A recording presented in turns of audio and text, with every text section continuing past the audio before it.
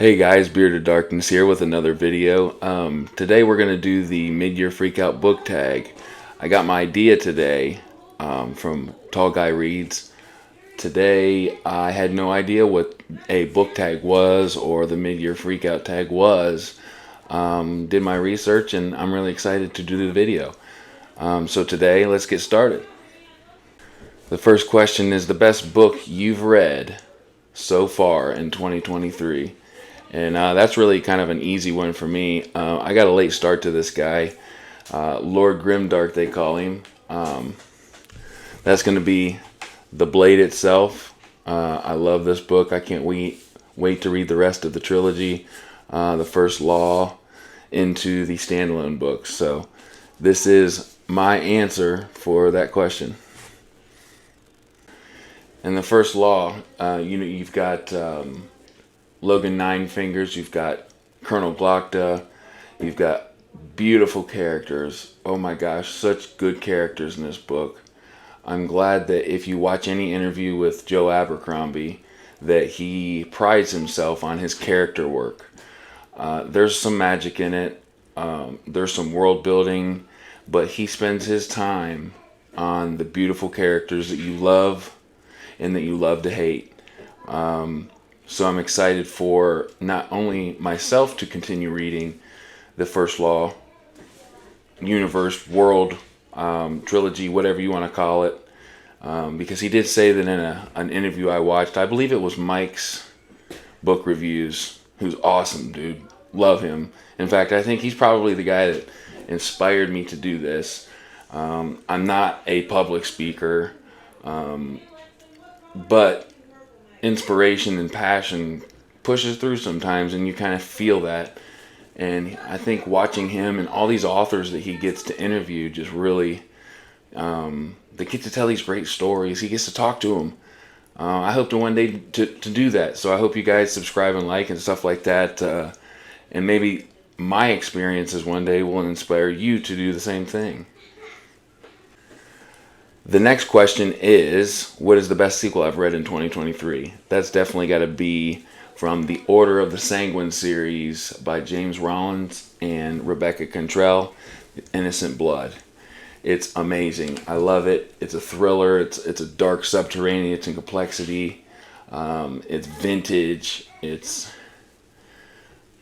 combines a little bit of horror with thriller and a little bit of like the Catholic faith mixed with if it was dark. Of course, there's blood. There's kind of this aspect that it's not right to drink the blood of other people, but they find themselves with this urge to do so. I would highly recommend this trilogy, the Order of the Sanguine series. Definitely pick this up. It's what you would call a fantasy thriller, I guess. I love it. I'm a huge fantasy person, and I fell in love with the series. Third question is a new release that you haven't read but you want to. Well, that would absolutely, since I just finished The Shadow of the Gods by John Gwynne, that's going to be The Hunger of the Gods. I'm a huge Norse mythology guy. I like the inspiration from the Norse topic, the way they held themselves, the honor, all of what goes into the Norse inspiration. So yeah, that's my answer for that one. So for number 4, the most anticipated book that I want to read for the second half of this year, I have to interject, kind of change out some words. So I couldn't really find anything for the rest of this year that I'm dying to read like I am this one. So for the year of 2024, the beginning of it, first half, I guess, I'm excited to read. It's something called The Bringer of Dust, and that's by J.M. Miro. And I'm also going to answer question number 6 as the biggest surprise of this year. It's this, Ordinary Monsters by J.M. Miro. It is awesome. It's set in like 19th century London. You get a little bit of magic. You get some orphanage, these down and out characters. And they kind of end up in this orphanage, well, I'm sorry, a school, but I say that lightly. It's not like your Harry Potter. It's definitely an adult fantasy. I'm not going to throw any too big of spoilers in with this, but the talents or plagues or the things these people can do, these kids, isn't like something you're going to feel in like a Harry Potter. It's definitely adult. But this book, for me personally, which I haven't heard much about on any other booktubers channels, brought my love for the fantasy back. This kind of brought me back into it. I'm into really epic fantasies now, but this captured me. And I hope you guys read this. This is one I would highly recommend. And it's got me looking forward to next year when the sequel comes out. It's going to be a part of a 3-part trilogy. And he's great. I couldn't recommend it enough. Now, biggest disappointments. I may get some hate for this, but hey, I really, really tried. I'm a fan of Malazan, but my biggest disappointment was buying the entire Prince of Nothing trilogy, and I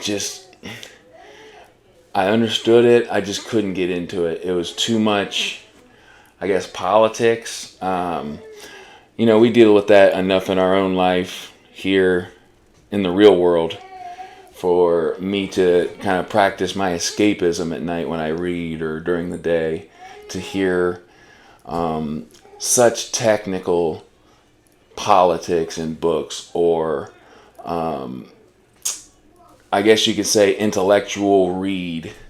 Now Malazan is an intellectual read, like a lot of the books that I read, but this one I could not get into it. So that was my biggest disappointment as far as my expectations being here, and they kind of got flattened. Number 7 is my favorite new author, and he's a new author to me and a new author who just debuted with the previous book before The Prince of Nothing, which was Ordinary Monsters. Again, he is definitely kind of like the breakthrough guy for me right now. He's a great storyteller. It's really fun. Again, I'm into really epic fantasies, but I enjoy this one. Sometimes we have those maybe palate cleansers. Not that I would even consider this a palate cleanser, but for me it is. I wouldn't suggest or recommend this to somebody as a palate cleanser, but for the epic fantasy that I normally read, this was for me. Okay, number 8, my biggest fictional crush right now. Honestly, sorry guys, I can't think of one, so I'm just going to move on. If I did, I would let you know. I haven't read anything that necessarily gives me that kind of feeling. But yeah, let's move on. Now, number 9, my newest favorite character. That's definitely Glocta from the First Law trilogy and The Blade itself. I'm continuing on to Before They Are Hanged, and I'm sure from what I've heard that he gets better and better. So that's the answer for that one, definitely. Didn't even have to second guess that one. So number 9 is, number 10 is Book That Made You Cry. I haven't had one yet this year that's made me cry, but Tigana by Guy Gavriel Kay is going to be my book mail very soon, and I've heard that that'll do the trick, so I will keep you updated on that. Number 10 is What Book Made You Happy. I'm going to interject here and put just the first few that I've read, The Wheel of Time. They just give me a good feeling. I'm excited to continue that series. Yes, I know there's lots of books, so I'm excited about that though, but it makes me very happy to read those. I love Rand, I love a Gwen, and all that, all the characters that Robert Jordan created, so I'm excited. So number 11 is the most beautiful book that I've bought or read this year so far, and it's definitely the Game of Thrones illustrated edition. It's awesome. It's got amazing illustrations. I want you guys to buy this, or get it in any way possible. Don't steal it, but get it from the library. However you guys got to get it and look at it. I don't want to ruin the illustrations for you guys. I'm gonna make this a two-parter because this one, The Assassin's Apprentice, was also great. It's gorgeous. It's got great illustrations also, so I highly recommend both of these. And finally, number 13, what books do I absolutely need to read by the end of this year? Well, I'm continuing the First Law trilogy, and I also want to get into like graphic novels or manga, and I've heard great things about Berserk, so I really want to get volume 1 and get that under my belt. So I really, guys, I appreciate you tuning in with me. I hope to get some more subscribers. Like and subscribe for me. I love doing this, and I hope you guys like listening to me. Yeah, so until next time, guys, stay imaginative.